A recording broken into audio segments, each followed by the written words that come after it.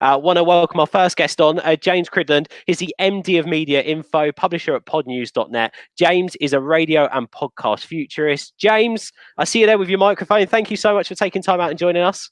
It's a great pleasure. Great to be here. Thank you very much. No, thank you for coming on. Hope you're not going to ask me to do any press-ups, because that's just not going to happen.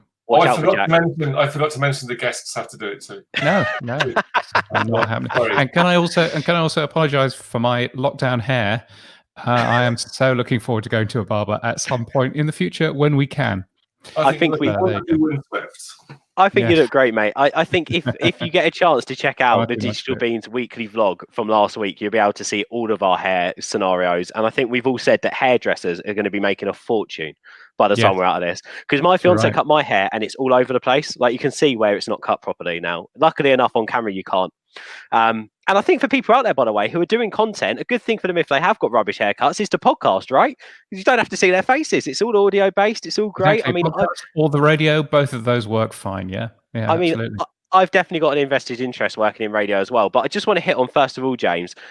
Yesterday, we saw the Duke and Duchess of Cambridge, England footballer Harry Kane. Dua Lipa was on there, David Tennant, AJ, Anthony Joshua was there as well. They all appeared in a minute-long message broadcast simultaneously across every radio station in the UK. That happened yesterday. I think it was just before 11. It included both national and local radio stations join up doing the same thing for the first time ever. I'd like to hear from you first a bit about what an incredible moment this was for British broadcasting, because for anyone out there who doesn't know, we basically made history yesterday. Yeah, absolutely. And, you know, it's a tremendous thing when the BBC and commercial radio work together. And that essentially means that everybody who was listening to the radio at that point would have heard exactly the same audio, which is a tremendous thing. It's happened in other countries. It happened in Finland. One of the reasons why it happened in Finland is it was World Radio Day, and they were promoting how wonderful radio was. But the real secret of why they were doing just the same piece of audio, telling you how important radio was, the real secret, they were testing the early warning system. Genuinely. Really? And just making sure that all of that worked, which I just thought was a fantastic thing. But yeah, you know, so it's a wonderful thing, and you know, and to talk about mental health particularly, you know, radio is a very important thing in terms of mental health, and right now, you know, it's not a great time for a lot of people, and you know, and it's a great thing to be part of. So that's a great thing. Yeah, no, 100%. And I think you hit on it there about the importance of talking about mental health and the importance of being there for people. That's why I got into radio. For me, I was going through tough times without giving my big story away. I was going through a really tough time at school. I put on the radio every morning. I was listening to Chris Moyles. I put on the radio when I got home, listening to Scott Mills, and they made me happy. They put a smile on my face, and that's what I wanted to do for other people. That's why I went into radio. So the importance of radio at the moment during lockdown and during a pandemic is significant, isn't it? It is, yeah, absolutely it is. And there's been lots of research showing that, you know, radio is a tremendous thing in raising our moods. You know, it's one of the things of, you know, I mean, you know, Heart calls itself a feel-good radio station, particularly because of that, because it actually plays, you know, up music that gets you moving and gets you feeling more positive about things. So, yeah, it's a tremendous tool for changing people's moods. One of the times that I used to really enjoy being on the radio was on Christmas morning. Because then you really know that you've got people who are listening to you, and you are probably the only human voice that they're going to hear all day. Yeah. And it's a wonderful, wonderful thing to be on the air, and it's such a privilege too. So yeah, it's a tremendous thing. 100%. I've done a Christmas Day shift. I've also done a Boxing Day morning shift, which is the opposite end of the scale because you've got people waking up severely hungover. Exactly like, right. Turn the music down. I can't control that. That's you. Do it on your own at home. I mean, you mentioned there about being there for people, and I'm sorry to put you on a spot slightly here. But have you seen? I mean, obviously during the pandemic, so many radio stations have had to do things differently. Like Radio 1 done a bit of an alternative schedule where they changed around presenters every couple of weeks to minimise people going into the radio station. But also stations like Hallam FM and other stations up and down the UK are doing features. I know KMFM are doing quite a bit of work with local carers and pushing out their messaging as well. Have you seen anything that radio stations are doing great right now? Yeah, I mean, apart from anything else, just having a human voice on the air is a great thing, and some form of human connection. It's something that Spotify can't do. It's something that, Deezer or any other music service can't do. So actually, just the human is a great step forward. But you've got radio stations in the US doing some really good charity work. You've got radio stations, across many different countries doing some really interesting things. And of course, it's really hard because in quite a lot of cases they can't go in and do their normal work. Yeah. Quite a lot of people are sitting at home doing their show in the same way that we're doing it here, with a laptop and a microphone, and that's kind of it. And so, it's really difficult to do a great show, but people are not only doing a great show, but also, making a real difference to the community that they're broadcasting to. Yeah, we've got a few presenters doing their shows from home. You wouldn't notice the difference. You really wouldn't. The software and the technology is just out there now for people to be able to do it. But obviously, there's also nothing like being in a studio. I absolutely love driving that desk and being in front of that studio microphone. It's incredible. And obviously, I see there, James, you've got one at home, as so many people have now, who are investing and doing podcasts and podcasting. I'm really excited to do this bit with you, because podcasts, as we can see online, have just seen some great listenership recently. The results are through the roof for people listening to podcasts, and the number of podcasts that are out there now, and unique ideas that are going into these different podcast topics. I mean, for you at the moment in the because we've seen a transition over the last couple of years, haven't we, from video to podcasts and etc. Is this still just a trend? Is podcasting still a trend, or are podcasts quickly becoming now part of essential entertainment?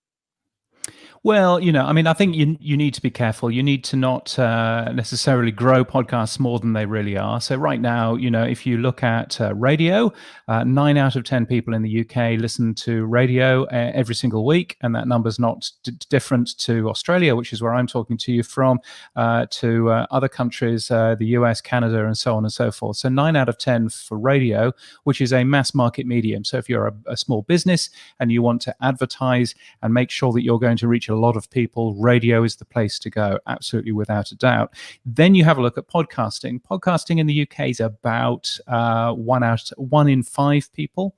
So it's not 9 out of 10, it's just 1 in 5, but they are far more niche. They're far more focused podcasts. So if you're a company that produces, purple wool, then there will be a podcast out there for knitting in purple that you can be advertising on. Or if there isn't, you can actually make it and make sure that you are actually producing great content for people that are interested in the product that you actually go out and sell. So there's a bunch of really clever ways that you can use podcasts, and just, reaching different people in different ways than you can on, mainstream broadcast radio.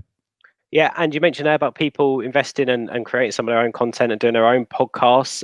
For you, have you got any tips for people starting out in the podcasting world?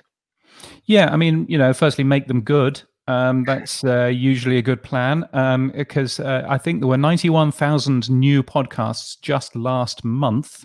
91,000 podcasts. I would take a guess that about 89,000 of those were rubbish, but about 2,000 of those were really, really, really good. You need to update those podcast playlists. I tell you, if there's 2,000 good ones out there from last week. Indeed, and so A, do that, and B, what you really need in terms of equipment and stuff. I've got a fancy microphone. You've got a fancy headset microphone. Jack's got a t-shirt, all of that. You can start doing. There you go. He's got a great microphone. It's just a shame he's not using it. You can start doing a great podcast just with your mobile phone and a free app called Anchor, which will get you on there, get you into all of the podcast apps. It's a great way for you to try things out, see what works, see what doesn't. And when you're ready to take that next step and ready to, take it a little bit more seriously, there's a bunch of great podcast hosts out there as well who can really help you, move what you're doing forward. But don't go out and spend thousands of pounds on a mixing desk and on a fancy microphone and everything else. You really do not need that. All you need is a mobile phone to get going. Is podcasting a must now for businesses? Would you say, James, or has it got to be done on, so to speak, a personality and so to speak, a content sort of direction basis in terms of what you want to achieve? I mean, I don't know whether it's a must, but it does a number of different things. It's great marketing and great PR for you, but also secondly, a podcast is a great way of getting a good amount of time with somebody who you've always wanted to have a chat with anyway. So if that's something that is good for your business, if it's a great way to actually meet new people that you really want to get in front of, but you can't ring them up and say, I'd really like a chat. Please, could I have a chat? Then a podcast is a really simple way of actually doing that, and spending a bit of time with them. So so it can do a number of different things, and of course, if you've got a big enough podcast, then you can start earning cash out of that as well. Yeah, of course. There's so many revenue streams. I've got one more question for you, James, and this is a bit of a beefy one. This one: podcasts versus radio. Which will be listened to more in 10 years' time? I would probably say radio, although it's probably going to be a bit of a tight thing. So radio has lots and lots of listening. I mean, not just the 9 out of 10 thing, but also we listen to lots more radio than we do podcasting. So radio, we listen to in the UK. You guys listen to about 20 hours of radio a week. You listen to about 6 hours of podcasts a week. So there's a big difference there. But having said that, I suspect that more and more people will get used to on demand, and more people will get used to podcasting. And that's great news for those people who are making podcasts. And it will probably change the way that we make radio as well. There's a radio station in London on DAB, but also across the UK on Radio Player called Podcast Radio. And all it does is it broadcasts podcasts. And my podcast, Pod News, very good, podnews.net, you should subscribe. That's on there, as is loads of other podcasts as well. And I think that's probably some of where the future of radio is going, is actually taking some of the great content that you can get off podcasts and sticking it on the air as well. I mean, James, thank you so much for coming on. There's so much useful information in there. You just mentioned about podnews.net. Where else can people find you potentially to grab hold of some more information from you, or to potentially follow you and find out more? Yeah, so I've got 2 different newsletters. If I can fill your email box up, one of them is a daily podcast newsletter called podnews.net. Podnews.net, it's very good. And the other one is about radio trends. So if you're interested in where the future of radio is going, then you can sign up for that at james.crid.land. Brilliant. Thank you, James. Thank you so much for coming on, and definitely want to pick your brain some more about podcasting. So hopefully we can get you on again in the future. Thanks again, and stay safe out there and take care. It's a great pleasure. Cheers. Cheers, James. Thank you.